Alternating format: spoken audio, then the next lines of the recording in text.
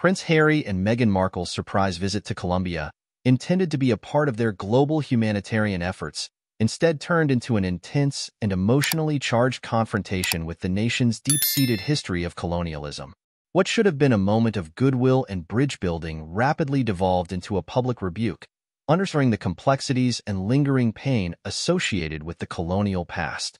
Upon their arrival in a small Colombian town, the Duke and Duchess of Sussex were met with an unanticipated reaction.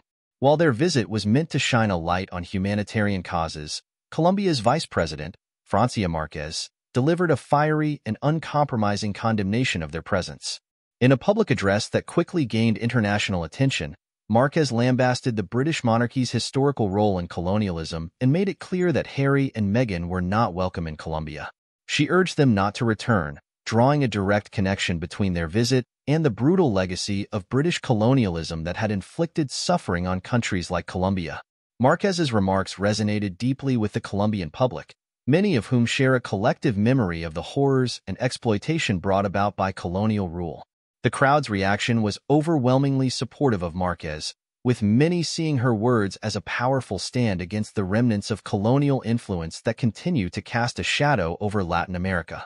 Her stance has since been echoed by activists and indigenous leaders across the region, who view her statement as a courageous rejection of external powers that have historically undermined their sovereignty and dignity. The international response to the incident was swift, with the global media picking up on the story and reigniting debates about the British monarchy's colonial past. For Harry and Meghan, this was a significant blow to their global image. Their visit, intended to be a gesture of goodwill, instead highlighted the persistent and unresolved issues tied to their royal heritage. The backlash was so severe that the couple decided to cancel the remainder of their Colombia trip, citing security concerns. This abrupt departure was a stark indicator of the unexpected and intense resistance they encountered. In the aftermath, Márquez remained unapologetic, reinforcing her position as a defender of decolonization and self-determination not only in Colombia but throughout the world. Her bold stance has elevated her status as a significant figure in the global fight against colonial legacies, and her words have sparked a broader conversation about the role of former colonial powers in contemporary global affairs.